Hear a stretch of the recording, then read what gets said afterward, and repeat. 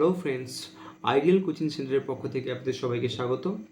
আজ আমি ক্লাস 12-এর ইতিহাস বিষয়ের উচ্চ মাধ্যমিক 2025-এর সাজেশন নিয়ে হাজির হয়েছি। তো এক এক করে আমি প্রশ্নগুলোর উত্তর সদ্ধে প্রশ্নগুলো একটু আলোচনা করব। তবে দেখো, উত্তরগুলো দিয়ে দিয়েছি, তোমরা সেখান থেকে লিখে নিতে পারো অথবা অন্য জায়গা থেকে উত্তরগুলো করে নিতে পারো। আর আমাদের ভিডিওগুলি যদি ভালো লেগে থাকে তবে লাইক, শেয়ার এবং সাবস্ক্রাইব। তো বন্ধুরা, প্রথম যে প্রশ্ন সেটা হলো পেশাদারি ইতিহাস। পেশাদারি ইতিহাস বলতে কি বোঝো? অপেশাদারি ইতিহাসের সঙ্গে পেশাদারি ইতিহাসের পার্থক্য কি? এর যে উত্তরটা, এর উত্তরটা আমরা পরে দিয়েছি, দেখতে পাচ্ছ। পেশাদারি ইতিহাস বলতে কি বোঝো, এর পার্থক্য কি দেখে নিও এর উত্তরটা।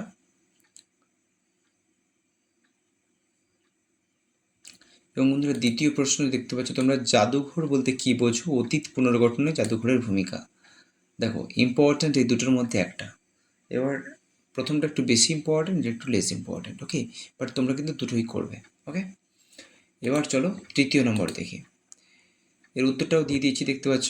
উত্তরটা তোমরা দেখে নিতে পারো ভিডিও পজ করে। তারপরের তৃতীয় প্রশ্নটা দেখতে পাচ্ছ, সাম্রাজ্যবাদ সম্পর্কে হবসন লেনিন তত্ত্ব আলোচনা করো। তো সাম্রাজ্যবাদ সম্পর্কে হবসন লেনিন তত্ত্বটা আলোচনা করতে বলেছে এখানে।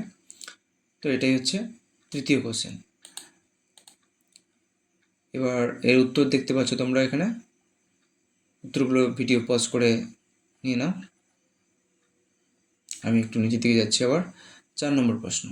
তো চলে এসেছি 4 নম্বর প্রশ্ন। 4 নম্বর প্রশ্ন হচ্ছে, নানকিং ও তিয়েনজিনের সন্ধির মূল শর্তগুলি আলোচনা করো। দেখো, 4+4 এরকম মোট 8 নম্বরের কোশ্চেন এটা আসবে, ওকে? তো তারপরে এর উত্তর আছে এখানে, দেখে নাও। খুবই ছোট করে উত্তরটা দেওয়া হয়েছে। দেখো, সন্ধির শর্তাবলী বলেছিল, তাই তিয়েনজিনের সন্ধি আর নানকিংয়ের সন্ধি দুটো শর্তাবলীও দেওয়া হয়েছে এরপরে, ওকে? 5 নম্বর প্রশ্ন আছে, দেখো, একজন সমাজ সংস্কারক হিসেবে রাজা রামমোহন রায়ের মূল্যায়ন করো। তো রাজা রামমোহন রায় একজন সমাজ সংস্কারক ছিলেন, তাই হিসেবে তার একটা মূল্যায়ন করতে বলেছে, ওকে? জাস্ট মূল্যায়নটাই কিন্তু করবে। তো এটা এর উত্তর। দেখবে অনেকগুলি প্রশ্নের উত্তর আমি দিইনি লাস্টে, তো সেগুলো সমান ইম্পর্টেন্ট ছিল, বাট আমি দিইনি কোশ্চেনের উত্তরগুলো। তোমাদের অনেকটা লেন্দি হয়ে যাবে ভিডিও বা বড় হয়ে যাবে, তাই। যাই হোক, এটা তার পরের কোশ্চেন হচ্ছে, ভারতের রেলপথ প্রবর্তনের উদ্দেশ্য প্রভাব আলোচনা করো। তো রেলপথ যেটা ভারতে 1853 খ্রিস্টাব্দে প্রতিষ্ঠা করা হয়েছিল, সেই 1853 খ্রিস্টাব্দে রেলপথ যে প্রতিষ্ঠা করা হয়েছিল তার উদ্দেশ্য এবং প্রভাব আলোচনা করতে বলেছে তোমাদের এই প্রশ্নে, ওকে? দেখো, তার উত্তর এখানে আছে। তোমাদের যদি পছন্দ হয় উত্তরটা লিখবে, না হলে তোমাদের অন্য কোথাও থেকে লিখে নেবে, ওকে? তারপরে আছে, দেখো, আচ্ছা, প্রভাবগুলো সদর্থক নঅর্থক দুটোই কিন্তু লিখবে। এখান থেকে লিখে নিতে পারো বা তোমাদের নিজের থেকে লিখবে। এবার তারপরে কোশ্চেন দেখো, তারপরে কোশ্চেন হচ্ছে, 1919 সালের ভারত শাসন আইনের বৈশিষ্ট্য ত্রুটিগুলি লেখো, মানে আলোচনা করো। তো এই প্রশ্নটা একটু বেশি ইম্পর্ট্যান্ট, তাই আমি অনেকগুলো স্টার দিয়েছি, দেখতে পাচ্ছ। তোমাদের যদি ভালো লাগে এটা লিখবে, ওকে? তো এটা হচ্ছে তোমাদের 6 নম্বর না 7 নম্বর হবে, দেখবে একটু। তারপরে কোশ্চেন দেখো, এর উত্তরটা কিন্তু এখানে আছে, তোমার যদি পছন্দ হয় এখান থেকে উত্তর নিয়ে নেবে। পরের কোশ্চেন দেখো, আমি এর উত্তরগুলো অনেকগুলো দিইনি। দেখো, সুয়েজ সংকট কেন দেখা দিয়েছিল? দেখো, সুয়েজ সংকট যেটা কিনা 1956 সালে হয়েছিল, সেই সুয়েজ সংকটের কারণ কি ছিল? কেন দেখা দিয়েছিল মানে কারণ কি ছিল? অথবা আসতে পারে কি, সুয়েজ সংকটের তাৎপর্য ব্যাখ্যা করো। আর কি, এই সংকটে ভারতের কি ভূমিকা ছিল? তো উত্তর না পেলে তোমরা আমাকে কমেন্ট করবে, আমি তোমাদের কমেন্টে উত্তরগুলো দিয়ে দেওয়ার চেষ্টা করব, ওকে?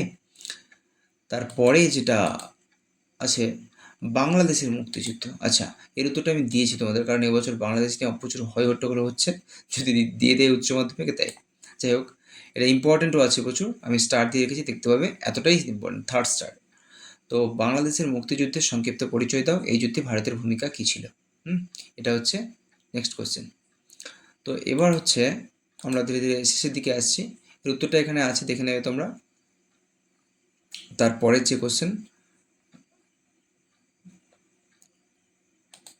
তারপরে হচ্ছে 1942 খ্রিস্টাব্দে ভারত ছাড়ো আন্দোলন সম্পর্কে একটি নিবন্ধ লেখো।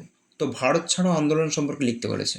আর একটা হচ্ছে সুভাষচন্দ্র বসুর অবদান, ভারতের স্বাধীনতা সংগ্রামে সুভাষচন্দ্র বসুর অবদান। তো এই কটা সাজেশন বন্ধুরা, এগুলো পড়লেই কিন্তু তোমরা সবগুলো কোশ্চেন কমন পেয়ে যাবে, আশা করতেই পারো। ওকে, থ্যাংক ইউ ফর। এরপরেও যদি তোমাদের কোনো কোশ্চেন থাকে তবে তোমরা কমেন্ট বক্সে লেখো, আমি তোমাদের কোশ্চেনের অ্যান্সার দেওয়ার চেষ্টা করব। এবং তোমরা কি চাইছো, যদি শর্ট কোশ্চেন চেয়ে থাকো সেখানে তোমরা SMS করতে পারো। ওকে, থ্যাংক ইউ।